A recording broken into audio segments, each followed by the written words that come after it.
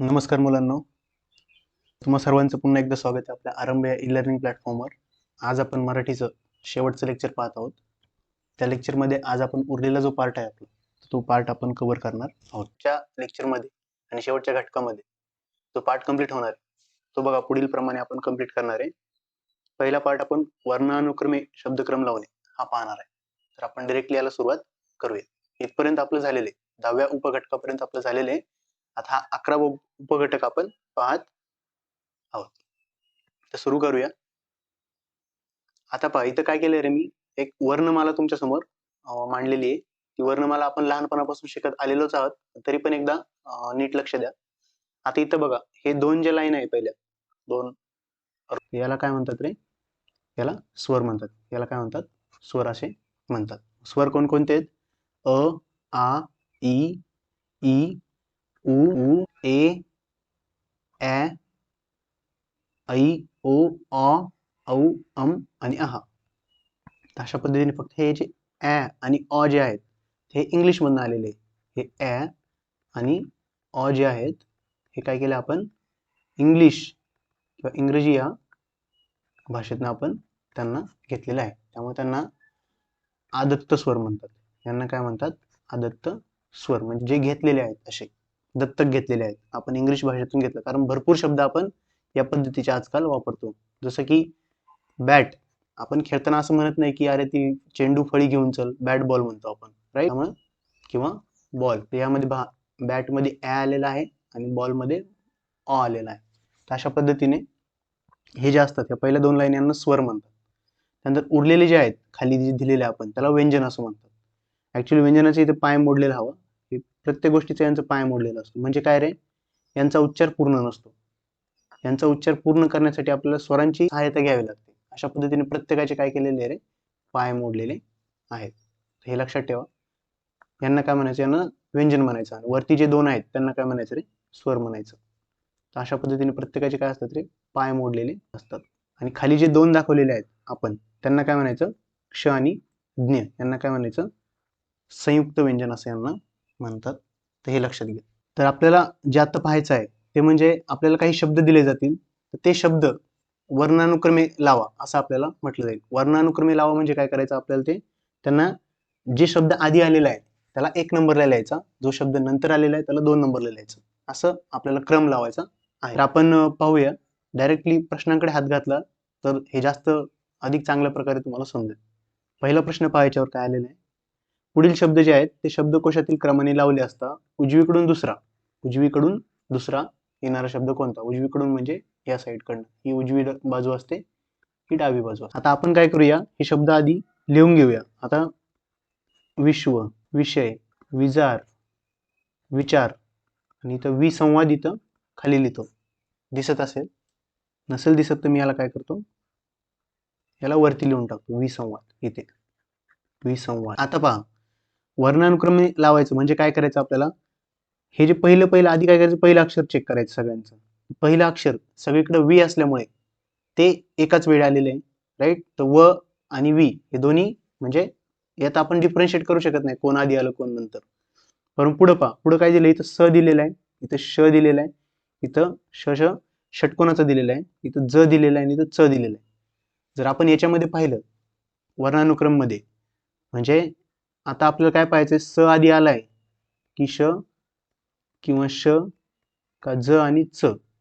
जर हे तुम्ही वर्णानुक्रम मध्ये पाहिलं तर आपल्याला कळेल की च इथं आहे, ज इथं आहे, श इथं आहे, श इथं आणि स इथं आहे. आधी कोण आलेलं आहे रे? च आलेलं आहे आणि मग ज आलेलं आहे. मग च चा जो शब्द आहे च म्हणजे हा शेवटचा म्हणजे विचार, हा 1 नंबरला आला असं आपण म्हणू शकतो. वर्णानुक्रमे हा शब्द पहिला येतो. त्यानंतर ज आलेला आहे म्हणून वर्णानुक्रमे हा शब्द दुसरा येतो.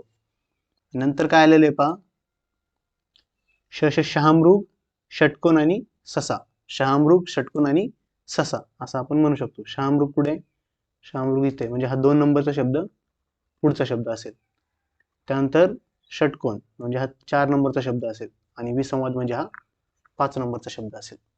म्हणजे याला वर्णानुक्रमे आपण कसं लावू शकतो? आधी 1 नंबरचा शब्द लिहायचा, मग 2 नंबरचा, मग 3, मग 4 आणि मग 5. आणि अशा पद्धतीने आपल्याला उजवीकडून दुसरे विचारले, उजवीकडून दुसरे म्हणजे इकडून दुसरे कुठले आहे रे, इकडून दुसरे हा 4 नंबरचा शब्द असेल. मग 4 नंबरचा शब्द कुठला आहे, विषय.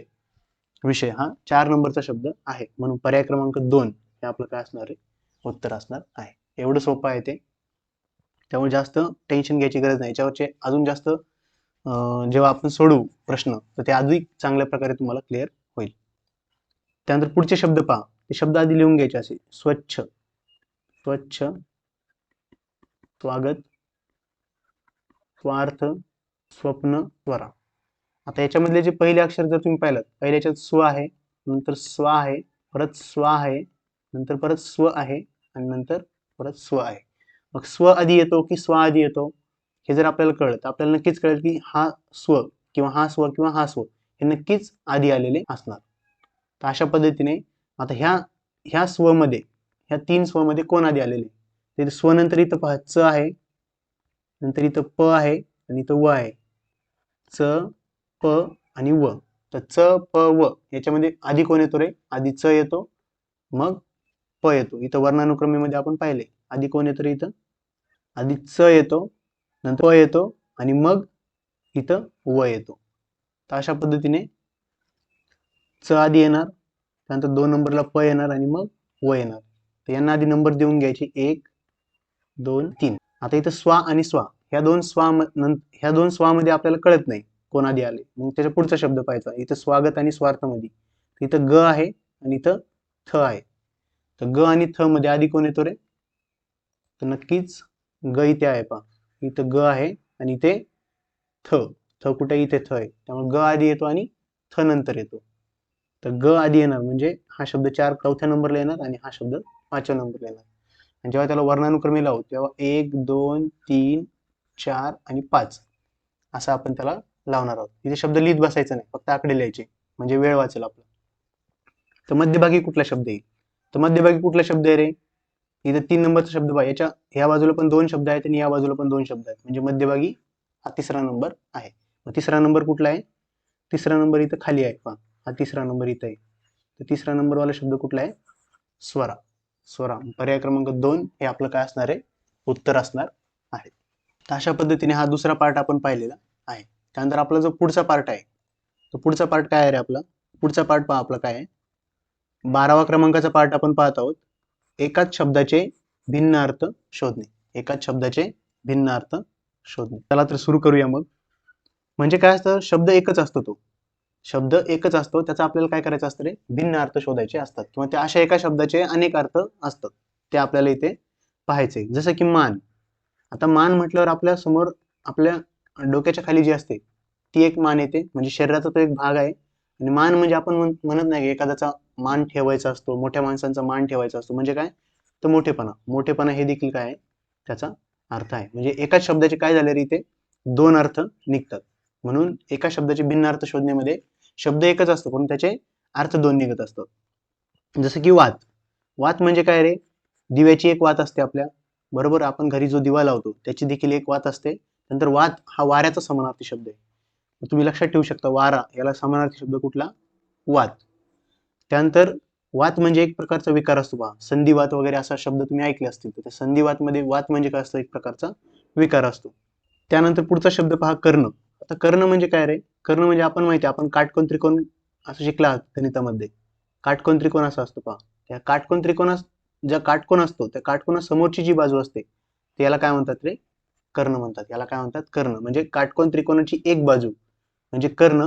आणि कर्ण म्हणजे अजून एक काय की महाभारतातील एक पात्र, आपल्याला माहिती 5 पांडव जे असतात त्यांचा एक भाऊ असतो कर्ण. तर अशा पद्धतीने कर्ण हे देखील महाभारतातील एक पात्र आहे. त्यानंतर कर्ण म्हणजे कान. कर्ण म्हणजे कान हा तुमच्यासाठी समानार्थी शब्द आहे. कर्ण म्हणजे कान हा तुमच्यासाठी समानार्थी शब्द आहे. त्यानंतर आता पुढचं पहा, नाव. नाव म्हणजे काय रे, नाव म्हणजे एखाद्याचं नाव. आपण समोरच्याला विचारतो तुझं नाव काय आहे, म्हणजे त्याला आपण त्याचं संबोधन विचारत असतो किंवा त्याचं नाव विचारत असतो, त्याला एक नाव म्हणतात. आणि नाव म्हणजे होडी. नाव म्हणजे काय रे, होडी. नंतर पुढचा शब्द पहा, हार. हार म्हणजे काय, फुलांचा हार. आणि हार म्हणजे पराभव देखील. हार म्हणजे फुलांचा देखील हार होतो, आपण अनेक फुले एकत्र बांधून जो तयार होतो त्याला हार म्हणतात. किंवा एखाद्या मॅच मध्ये किंवा एखाद्या सामन्यामध्ये जर आपण हारलो तर त्याला देखील हार किंवा पराभव असं म्हणतात. त्यानंतर जलद. जलद म्हणजे आपण म्हणत नाही जलद ये म्हणजे पटकन ये. पटकन, घाई करणे म्हणजे जलद, किंवा जलद म्हणजे जल म्हणजे पाणी आणि द म्हणजे देणारा. पाणी देणारा कोण असतो रे? तो ढग असतो. आपल्याला पाणी कोण देतं? तर ढग देतात. म्हणून जलद म्हणजे ढग असं देखील होतं. त्यानंतर माळ पहा. माळ म्हणजे फुलांची माळ असते, बरोबर? अनेक फुलं एकत्र बांधून तयार करतो त्याला फुलांची माळ असे देखील म्हणतात. आणि माळ म्हणजे ओसाड रान, म्हणजे माळरान आपण असं म्हणतो. शब्द ऐकला असेल माळरान, हा जोड शब्द आहे पहा आपला.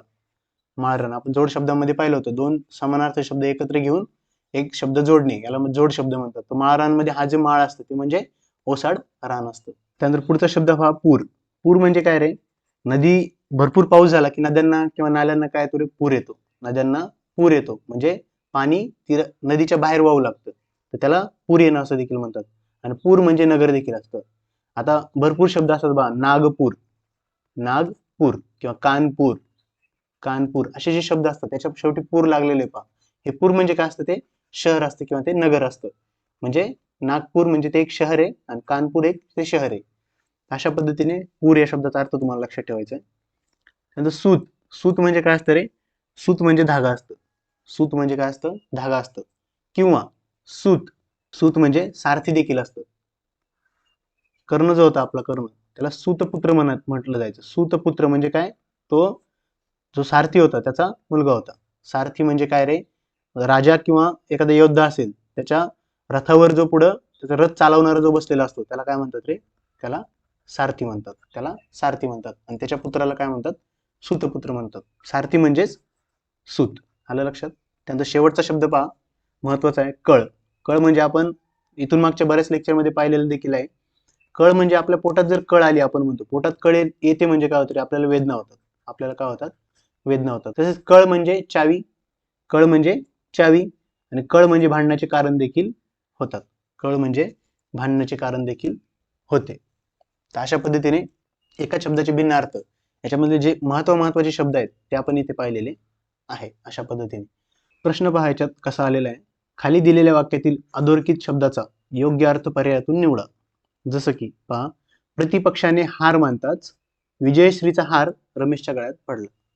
आता इथं प्रतिपक्षाने हार मानता, प्रतिपक्ष म्हणजे काय रे? प्रतिपक्ष म्हणजे समोरचा पक्ष. आपल्या समोर जो खेळत आहे तो समोरचा पक्ष. सपोज एखादी कबड्डीची मॅच चालू असेल, तो जो आपला संघ असतो तो आपला संघ असतो, आणि जो समोरचा संघ असतो आपल्या विरुद्ध खेळणारा त्याला म्हणतात प्रतिपक्ष.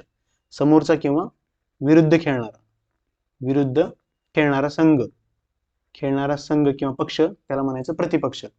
त्याने हार मानली, त्याने हार मानली म्हणजे इथं याचा अर्थ काय घ्यायचा आहे आता आपल्याला? पराभव असा घ्यायचा आहे. त्यांनी हार मानली, पराभव मानला, म्हणून विजयश्रीचा हार, म्हणून विजयाचा हार. आता ह्या हाराचा अर्थ काय की एक फुलांची माळ, फुलांची माळ रमेशच्या गळ्यात पडला, म्हणजे हार रमेशच्या गळ्यात पडला. आता इथं पहिला हार आपल्याला विचारलाय, पहिला हारचा अर्थ काय होतो? पराभव, म्हणून पर्याय क्रमांक 1 हे बरोबर आहे. आता हार म्हणजे दागिना तर होणार नाही हे तर कळते आपल्याला, आणि हार म्हणजे ओझे पण होणार नाही, त्यामुळे दोन ऑप्शन तर आपले एलिमिनेट होतात. त्यामुळे पर्याय क्रमांक 1 किंवा पर्याय क्रमांक 2 बरोबर असेल, आणि पर्याय क्रमांक 2 हे त्याचं उत्तर आहे. पुढचा प्रश्न पहा, माझ्या भावाला कारल्यांचा भाव जास्तच वाटला. माझ्या भावाला कारल्यांचा भाव जास्तच वाटला. ते दोन भाव असा शब्द आहे, त्या भावाचे 2-3 अर्थ होतात. भाव, भाव म्हणजे काय? आपले एक भावाला जेव्हा आपण असं म्हणतो इथं भावाला, तेव्हा अर्थ म्हणजे आपला भाऊ, म्हणजे आपला भाऊ. किंवा दुसरा भाव म्हणजे एक दर करणे किंवा किंमत करणे या अर्थाने पण घेता येतो. आणि तिसरा भाव म्हणजे भक्ती. आपण एक म्हण पाहिली होती, मनी नाही भाव आणि देवा मला पाव, त्यातलं भक्ती. तर ह्या गोष्टी ज्या आहेत ते भावाचे अर्थ आहे. असे भरपूर अर्थ आहे, एका शब्दाचे भिन्न अर्थ आहेत. त्यामध्ये इथं आपल्यासाठी इम्पॉर्टंट आहे हा भाव. मग इथं काय म्हटलं? माझ्या भावाला म्हणजे माझ्या बंधूला किंवा भाऊला कारल्यांचा भाव, कारल्यांचा भाव म्हणजे काय असणार? इथं दर असणार किंवा किंमत असणार आहे, तो जास्तच वाटला. आपल्याला पाहायचं मग आपल्याला काय दर आणि किंमत कुठं आहे का पर्यायामध्ये? हा भाऊ नाही येणार, अंदाज पण नाही येणार, हिशोब पण नाही येणार. दर, पर्याय क्रमांक 3 हे उत्तर बरोबर आहे. त्यानंतर पुढचा प्रश्न पहा, खाली दिलेल्या वाक्यातील अधोरेखित शब्दाचा योग्य अर्थ पर्यायातून निवडा. जन्मतःच वाचादोष, जन्मतःच वाचादोष असलेल्या बाळाचा यामध्ये काय दोष? तर जन्मतःच वाचादोष, वाचादोष म्हणजे वाचा म्हणजे बोलणे, बोलणे, आणि वाचा दोष म्हणजे काय रे? बोलण्यातली अडचण, बोलण्यातली अडचण किंवा बोलण्यातलं व्यंग. बोलण्यातलं व्यंग. तर पर्याय क्रमांक 1 हे बरोबर आहे. वाचा दोष म्हणजे इथं व्यंग आहे आणि असलेल्या बाळाचा यात काय दोष? दोष म्हणजे हे चूक. त्याची काय चूक आहे त्याच्यामध्ये? तर त्याला बोलण्यात लहानपणापासूनच व्यंग आहे, तर त्याची त्या बाळाची काय चूक आहे? त्यामुळे पर्याय क्रमांक 2 हे याचं असल्यामुळे हे उत्तर येणार नाही. अनिष्ट गुण तर असं नाहीच आणि संकट वगैरे तर नाहीच. अशा पद्धतीने एका शब्दाचे भिन्न अर्थ एवढं सोपे प्रश्न याच्यावर येतात. त्यामुळं व्यवस्थित या क्वेश्चनला आपण डील करायचं आणि याचे मार्क्स आपण मिळवायचे आहेत. आता जो शेवटचा पार्ट आपला उरलेला आहे तो भला मोठा पार्ट आहे, परंतु याच्यावर क्वेश्चन्स मॅक्सिमम 1 ते 2 क्वेश्चन्स तुम्हाला विचारले जातात आणि थोडंफार व्यवस्थित केलं तर ते देखील आपल्या व्यवस्थित लक्षात राहील. आता याचा जो थेअरी पार्ट आहे तो एकदा आपण पाहून घेऊया. पुढचं जे आहे आपलं सामान्य ज्ञान, भाषाविषयक सामान्य ज्ञान एवढंच आपण म्हणूया आणि जे आपण खाली लिहिले ते व्यवस्थित वाचूया. आता इथं पहिला टेबल जो मी दिलेला आहे तो काय रे? लेखक, कवी, संत आणि त्यांची ग्रंथ संपदा, म्हणजे त्यांनी काय काय ग्रंथ लिहिले हे जर तुम्ही लक्षात ठेवलं त्याच्यावर आलेला एखादा प्रश्न आपल्याला सोडवता येईल. आता पहिलं काय लिहिलं मी? महर्षी वाल्मिकी आणि दुसरा आहे महर्षी व्यास. एक लक्षात ठेवा, रामायण आणि महाभारत हे कुणी लिहिलं? तर आपल्याला विचारलं तर वाल्मिकी यांनी रामायण लिहिलं आणि व्यास यांनी महाभारत लिहिलं, हे लक्षात ठेवा. नंतर लोकमान्य टिळक जे आपले स्वातंत्र्य लढ्यातील एक व्यक्ती होते, राजकारणी होते, त्यांनी गीता रहस्य हा ग्रंथ लिहिला. त्यांनी काय लिहिलं? गीता रहस्य हा ग्रंथ लिहिला. त्यांनी जेव्हा मंडालेच्या तुरुंगात होते, मंडालेच्या तुरुंगात ते शिक्षा भोगत होते, तेव्हा त्यांनी हा ग्रंथ लिहिला. त्यानंतर संत ज्ञानेश्वर यांनी ज्ञानेश्वरी लिहिली. हे आपल्याला वाचता कळेल, परंतु त्या ज्ञानेश्वरीला अजून एक शब्द येतो म्हणजे भावार्थ दीपिका. तर हे तुम्ही लक्षात ठेवायचं आहे. आपल्याला देताना कधी कधी ज्ञानेश्वरी देणार नाही, भावार्थ दीपिका देतील, मग आपण कन्फ्युज होऊ. म्हणून ज्ञानेश्वरी हे लक्षात राहतं, परंतु भावार्थ दीपिका म्हणजेच ज्ञानेश्वरी, असं एक लक्षात ठेवायचं आहे. त्यानंतर संत तुकाराम यांनी अभंग गाथा लिहिल्या. यांनी काय लिहिलं रे? अभंग गाथा लिहिल्या. त्यानंतर संत रामदास यांनी दासबोध हा ग्रंथ लिहिला, किंवा त्यामध्ये मनाचे श्लोक हे आहेत, म्हणून मनाचे श्लोक जरी आले तर ते कुणी लिहिले रे? समर्थ रामदास यांनी लिहिलेले आहे. आणि याच दासबोधावर पूर्ण जगभर निरूपण म्हणजे बैठक वगैरे ह्या ज्या गोष्टी असतात ह्या गोष्टी ह्या पूर्ण दासबोधावर चालतात. त्यानंतर साने गुरुजी म्हणजे श्यामची आई. हे पुस्तक त्यांनी लिहिलेलं आहे. त्यानंतर वि स खांडेकर हे आपले ज्ञानपीठ विजेते पुरस्कार आहेत, तर त्यांचं ययाती हा ग्रंथ खूप फेमस आहे. त्यानंतर शिवाजी सावंत यांचे छावा आणि मृत्युंजय हे आपण लक्षात ठेवूया. आणि पु ल देशपांडे हे जे विनोदी लेखक होते त्यांनी बटाट्याची चाळ हा विनोदी लेखन केलेलं आहे. त्यानंतर सिंधुताई सपकाळ यांचं मी वनवासी. सिंधुताई सपकाळ यांना माई पण म्हटलं जायचं. त्यांचं नुकतंच मागे निधन झालेलं आहे, तर त्यांचा मी वनवासी हा एक ग्रंथ आहे, किंवा त्यांचं ते आत्मचरित्र आहे. तर अशा पद्धतीने हे एकदा व्यवस्थित एक दोनदा वाचून घ्या, लिहून पहा, म्हणजे तुमच्या ते लक्षात राहतील. आता पुढचा जो टेबल मी दिलेला आहे त्यामध्ये पहा व्यक्ती व त्यांची टोपण नावे. पहिलं पहा काय? प्रल्हाद केशव अत्रे यांना काय म्हणायचे? केशव कुमार म्हणायचे. प्र के अत्रे हे स्वातंत्र्य लढ्यातील थोर राजकारणी होते, प्र के अत्रे. त्यानंतर कृष्णाजी केशव दामले यांना केशव सूत म्हणायचे. तर केशव कुमार म्हणजे काय रे? मुलगा. केशव कुमार म्हणजे केशवचा मुलगा. इथे केशव आहे पहा, यांच्या वडिलांचं नाव केशव होतं म्हणून ते केशवचे मुलगे होते, म्हणून त्यांना काय म्हणायचं? केशव कुमार. आणि परत केशव सूत म्हणजे देखील मुलगा. आता माग आपण एक सूत असा शब्द पाहिला होता, सूत भिन्न अर्थाच्या शब्दामध्ये, तो दुसरा अवकार होता सूतचा. त्याचा अर्थ होतो धागा किंवा सारथी. परंतु जर पहिला अवकार लिहिला आपण सूतचा तर त्याचा अर्थ होतो मुलगा. तर हे लक्षात ठेवा. यांच्या वडिलांचं नाव देखील केशव होतं आणि म्हणून त्यांना केशव सूत म्हणजे केशव यांचा मुलगा असं म्हटलं गेलं. मग केशव कुमार कुणाला म्हणायचं आणि केशव सूत कुणाला म्हणायचं हे तुम्ही लक्षात ठेवा. त्यानंतर कुसुमाग्रज खूप फेमस होते, तर ते विष्णू वामन शिरवाडकर असं त्यांचं नाव आहे. त्यानंतर गोविंदाग्रज म्हणजे राम गणेश गडकरी. गडकरीचा ग आणि गोविंदाचा ग असं तुम्ही लक्षात ठेवू शकता. आता अग्रज म्हणजे काय रे? अग्रज म्हणजे मोठा भाऊ. किंवा अनुज, अजून एक शब्द आहे अग्रजच्या विरुद्ध अनुज म्हणजे लहान भाऊ. तुमची शब्दसंपत्ती ही वाढली पाहिजे, तर त्यासाठी हे शब्द मी अधूनमधून सांगत असतो. तर कुसुमाग्रज शिरवाडकर आणि गोविंदाग्रज गडकरी. तर ग ग असं जर तुम्ही लक्षात ठेवलं तर ते तुम्हाला अग्रज पैकी गोविंदाग्रज कोणाला म्हणतात हे लक्षात ठेवणं सोपं जाईल. त्यानंतर त्र्यंबक बापूजी ठोंबरे. त्र्यंबक बापूजी ठोंबरे यांना बालकवी असं म्हटलं जायचं. जे आपले संत रामदास होते, ज्यांनी दासबोध वगैरे हे ग्रंथ लिहिला, तर त्यांना आपण नारायण सूर्यजी ठोसर असं म्हणतो, किंवा त्यांचं नाव नारायण सूर्यजी ठोसर होतं ना, आपण त्यांना संत रामदास असे म्हणतो. संत तुकाराम यांचं नाव होतं तुकाराम बोलोबा आंबिले. संत ज्ञानेश्वर यांचं नाव होतं ज्ञानेश्वर विठ्ठलपंत कुलकर्णी.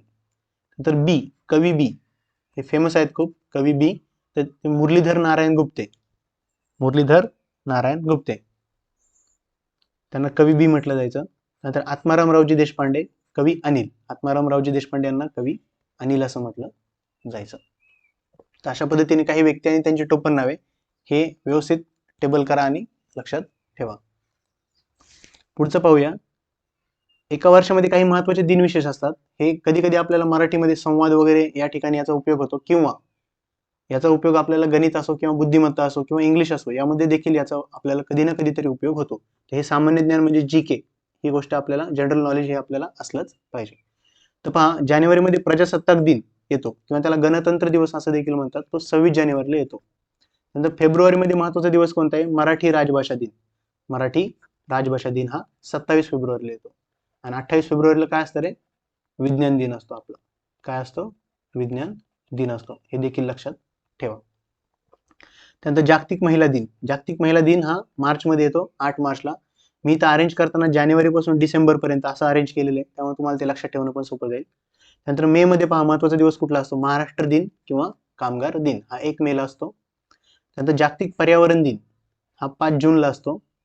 स्वातंत्र्य दिन आपला इंडिपेंडन्स डे तो 15 ऑगस्ट या रोजी असतो. त्यानंतर शिक्षक दिन हा 5 सप्टेंबर रोजी असतो. नंतर गांधी जयंती हा 2 ऑक्टोबर रोजी असतो. राष्ट्रीय शिक्षण दिन मात्र 11 नोव्हेंबरला असतो. आता इथं पहा, शिक्षक दिन आणि शिक्षण दिन यामध्ये फरक करायचा आहे, कन्फ्यूज व्हायचं नाही. शिक्षक दिन 5 सप्टेंबर, परंतु शिक्षण दिन 11 नोव्हेंबर. हे अबुल कलाम आझाद, जे आपले पहिले शिक्षण मंत्री होते, अबुल कलाम आझाद हे जे आपले पहिले शिक्षण मंत्री होते, त्यांचा जन्मदिवस हा आपण शिक्षण दिन म्हणून साजरा करतो. त्यानंतर बालदिन म्हणजे पंडित नेहरू यांची जयंती, 14 नोव्हेंबर. त्यानंतर नाताळ व ख्रिसमस दिन कधी असतो रे? 25 डिसेंबर. असा जवळजवळ प्रत्येक महिन्यातला एक किंवा 2 वार आपण घेतलेले, ते व्यवस्थित लक्षात ठेवा. याचा नक्कीच तुम्हाला कुठे ना कुठेतरी क्वेश्चन सोडवताना फायदा होईल. त्यानंतर एक शेवटचा टेबल पाहूया. काही थोर व्यक्ती व त्यांची संबोधने. काही थोर व्यक्ती आहेत त्यांची काही संबोधने आहेत, ती आपण व्यवस्थित पाहून घेऊया. नेताजी असं कोणाला म्हटलं जायचं रे? तर सुभाषचंद्र बोस यांना नेताजी असं म्हटलं जायचं. त्यानंतर स्वातंत्र्यवीर असं विनायक दामोदर सावरकर, यांचा जन्म नाशिक येथे झाला होता आणि जे थोर स्वातंत्र्य सेनानी होते, तर त्यांना स्वातंत्र्यवीर सावरकर असं म्हटलं जायचं. तसेच जे दादाभाई नौरोजी होते, त्यांना पितामह असं म्हटलं जायचं. बाळ गंगाधर टिळक म्हणजे लोकमान्य टिळक. त्यानंतर ज्योतिबा फुले यांना महात्मा असं देखील म्हटलं जायचं. सर्वात आधी महात्मा ज्योतिबा फुले यांना म्हटलं जायचं. नंतर आपण मग ते मोहनदास करमचंद गांधी म्हणजे आपले महात्मा गांधी यांना देखील आपण महात्मा म्हणतो. नंतर बाबासाहेब आंबेडकर यांना भारतीय घटनेचे शिल्पकार असं म्हटलं जातं. त्यांनी आपली भारतीय घटना लिहिली, ज्याच्यावर आपला पूर्ण देश आता सध्या उभा आहे. त्यानंतर जवाहरलाल नेहरू यांना पंडित किंवा चाचा असं देखील लाडाने म्हटलं जायचं. त्यानंतर मोहनदास करमचंद गांधी यांना महात्मा तर म्हणतात, त्यांना राष्ट्रपिता असं देखील म्हणतात. त्यानंतर वल्लभभाई पटेल यांना सरदार असं म्हणतात, किंवा त्यांना लोह पुरुष असं देखील म्हणतात. त्यांना काय म्हणतात? लोह पुरुष असं देखील म्हणतात. त्यानंतर रवींद्रनाथ टागोर यांना गुरुदेव रवींद्रनाथ टागोर असं यांना म्हणतात. अशा प्रकारे जे महत्वाचं जीके होतं, ते जीके जे 3-4 टेबल होते ते आपण आता इथे कव्हर केलेले आहे. आता याच्यावर आलेले क्वेश्चन्स एकदा पाहूया, म्हणजे खूप सोपं होऊन जाईल. आता प्रश्न बघा, इथं काय म्हटलं? ग्रामगीता हा ग्रंथ कुणी लिहिला? तर आपल्याला माहिती संत ज्ञानेश्वर यांनी काय लिहिलं रे? ज्ञानेश्वरी लिहिली. यांनी काय लिहिली, ज्ञानेश्वरी लिहिली, किंवा त्यालाच काय म्हणतात रे, भावार्थ लिहायचा, लक्षात घ्या, भावार्थ दीपिका असा लिहायचा तो शब्द. ग्रामगीता हा ग्रंथ कोणी लिहिलेला आहे, तर राष्ट्रसंत तुकडोजी महाराज. राष्ट्रसंत तुकडोजी महाराज यांनी ग्रामगीता हा ग्रंथ लिहिलेला आहे. संत तुकाराम महाराज यांनी काय लिहिलं रे, त्यांनी अभंग गाथा लिहिलेल्या आहेत. यांनी अभंग गाथा लिहिलेल्या आहेत. आणि गाडगेबाबा यांनी स्वच्छतेचं महत्व पटवून देण्यासाठी गावोगावी काय करायचे ते कीर्तन करत फिरायचे. काय करायचे, कीर्तने करत जनजागृती करायचे. अशा पद्धतीने याचं उत्तर आहे. नंतर पुढचा प्रश्न पहा, इथे काय म्हटले, पुढीलपैकी पाठाचे नाव आणि लेखक यांची योग्य जोडी ओळखा. आता तुम्हाला काय करायचंय, तुम्हाला एक प्रश्न तर याच्यावर बऱ्यापैकी असतो. तुम्हाला काय करायचंय, इयत्ता तिसरी,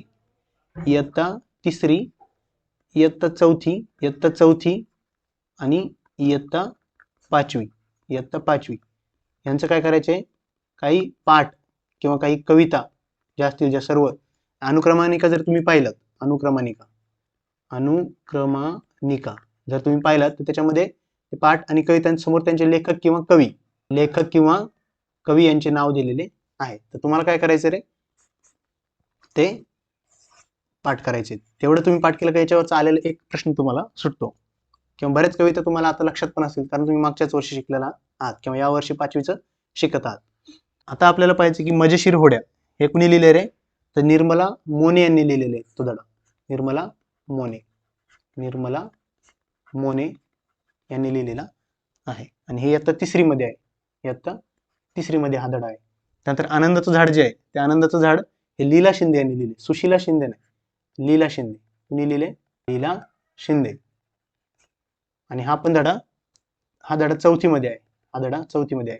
शेराज सवाशेर हे पॉल रुमॉ यांनी लिहिलेलं आहे आणि आता तिसरी मधला धडा आहे.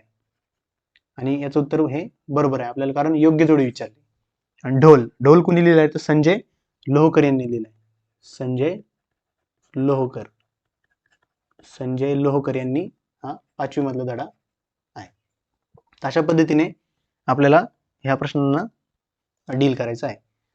त्यानंतर कविता आणि कवी यांची जोडी विचारली आपल्याला. कापणी कुणी लिहिली रे, तर कापणी ही सरोजिनी बाबर यांनी न लिहिता कुणी लिहिली, बहिणाबाई चौधरी यांनी काय केली, कापणी ही कविता लिहिलेली आहे. त्यानंतर वासरू ही बालकवी यांनी लिहिलेली नाही, ती अनिल, जे कवी अनिल आहेत त्यांनी लिहिलेली आहे. त्यानंतर रानवेडी तुकाराम धांडे, तर हे मात्र बरोबर आहे, कारण अचूक जोडी आपल्याला विचारली आहे आणि तेच आपलं उत्तर आहे. सुगी बहिणाबाई चौधरी यांनी लिहिलेली नाही, तर शैला लोहिया यांनी लिहिलेली आहे. आणि आता तिसरीमध्ये ही कविता आहे. ही आता 5वी मध्ये आहे आणि रानवेडी ही कविता आता तिसरीमध्ये आहे. आणि वासरू ही कविता आता 5वी मध्ये आहे. अशा पद्धतीने तुम्ही तेवढ्या अनुक्रमानिका जरी व्यवस्थित वाचून गेलात तरी देखील तुमचं हा प्रश्न सुटेल, किंवा आपण आपल्या वर्कबुक मध्ये ती अनुक्रमानिका तुम्हाला अवेलेबल करून देणार आहोत, तिथनं वाचून घ्या. त्यानंतर पुढचा प्रश्न पहा, सेम प्रश्न आहे असाच, लेख आणि लेखक. ढोल आता आत्ताच पाहिलं रे आपण, ढोल दमा मिरासदार यांनी लिहिलाय का रे, तर ढोल संजय लोहकर यांनी लिहिलेला आहे. ढोल संजय लोहकर यांनी लिहिलेलं आहे. त्यानंतर जनाई कुणी लिहिले, तर जनाई शंकर पाटील यांनी लिहिलेलं आहे. जनाई शंकर पाटील यांनी लिहिलेलं आहे. हे 5वी मध्ये आहे. आणि ढोल आपण मग असेच पाहिला, हा देखील 5वी मध्ये आहे. त्यानंतर कठीण समय येता मनोहर भोसले, तर हे मात्र याचं बरोबर उत्तर आहे. त्यानंतर तिसरं आहे पहा, कारागिरी श्रीराम पचंद्र यांनी लिहिलेलं नाही. तर अशा पद्धतीने तुम्हाला लक्षात ठेवायचं, अनुक्रमानिका जर तुम्ही वाचलीत तर नक्कीच तुम्हाला या प्रश्नांची उत्तरं मिळतील. पुढचा प्रश्न पाहूया, अचूक जोडीचा पर्याय निवडा. आता शिक्षण दिन कधी असतो, 11 नोव्हेंबर असं दिले, तर बरोबर आहे का? हो बरोबर आहे. शिक्षण दिन म्हणजे अबुल कलाम आझाद, मी तुम्हाला सांगितलं होतं, आझाद यांच्या जयंतीनिमित्त आपण काय करतो, शिक्षण दिन साजरा करतो 11 नोव्हेंबर. त्यानंतर बालिका दिन 14 नोव्हेंबरला असतो का रे, तर नाही. बालिका दिन कधी असतो, तो 3 जानेवारी, जी सावित्रीबाई फुले यांची जयंती असते त्या दिवशी आपण काय करतो, बालिका दिन साजरा करतो. हुतात्मा दिन कधी असतो, तर हुतात्मा दिन तर 2 ऑक्टोबरला तर नक्कीच नसतो, कारण 2 ऑक्टोबरला काय असतं, महात्मा गांधी यांची जयंती असते. त्यानंतर विज्ञान दिन 29 फेब्रुवारीला असतो का रे, तर नाही. विज्ञान दिन हा 28 फेब्रुवारीला असतो. आपण पाहिले विज्ञान दिन कधी असतो, 28 फेब्रुवारीला असतो. त्यामुळे पर्याय क्रमांक जो बरोबर किंवा अचूक विचारला आपल्याला, पर्याय क्रमांक 1 हे आपलं उत्तर आहे. पुढचा प्रश्न पहा. अभ्यासिले वेद झाला शास्त्रबोध, साहिल्या विविध नाना कळा. अशा पद्धतीने या काव्यपंक्ती कुणाच्या आहेत हे जर आपल्याला विचारलं तर हे मात्र कुणाचं आहे रे? संत नामदेव यांचं आहे. अशा पद्धतीने आणि एकनाथ यांनी काय लिहिलं आपल्याला माहिती, भारुडे. तर याच्यावर एकच प्रश्न आलेला होता, त्यामुळे अशा प्रश्नांचं जास्त टेन्शन घेऊ नका एका प्रश्नासाठी. बाकी जे प्रश्न आहेत त्यांना आपल्याला व्यवस्थित न्याय द्यायचा आहे. आता शेवटचा प्रश्न पाहूया या लेक्चर मधला आणि आपल्या या मराठीच्या लेक्चर सिरीज मधला पूर्ण. पुढीलपैकी कोणता दिवस हा आपण शिक्षण दिन म्हणून साजरा करतो? आता पाहूया. 5 सप्टेंबर काय असतो रे? हा शिक्षक दिन असतो. काय असतो? शिक्षक दिन असतो, तो शिक्षण दिन नसतो. 14 नोव्हेंबर हा बाल दिन असतो, आपल्याला माहिती आहे, हा बाल दिन असतो किंवा नेहरूंची जयंती असते. 14 सप्टेंबर हा हिंदी दिवस असतो, त्यानंतर 11 नोव्हेंबर मात्र काय असतो? शिक्षण दिन असतो, हा शिक्षण दिन असतो. म्हणजे पर्याय क्रमांक 4 हे आपलं उत्तर आहे. अशा पद्धतीने आपण आज मराठीचं पूर्ण सिलेबस व्यवस्थितरित्या तुम्हाला समजेल या भाषेमध्ये कंप्लीट केलेला आहे. आणि तुम्हा सर्वांना पुन्हा एकदा शुभेच्छा. आणि पुढच्या मराठीनंतर जे आपले गणिताचे लेक्चर सिरीज होणार आहे किंवा बुद्धिमत्ता किंवा इंग्लिश असतील ते हे देखील व्यवस्थित तुम्ही कंप्लीट करा. सर्वांना भरपूर साऱ्या शुभेच्छा. तर भेटूया पुढचा विषय घेऊन. धन्यवाद.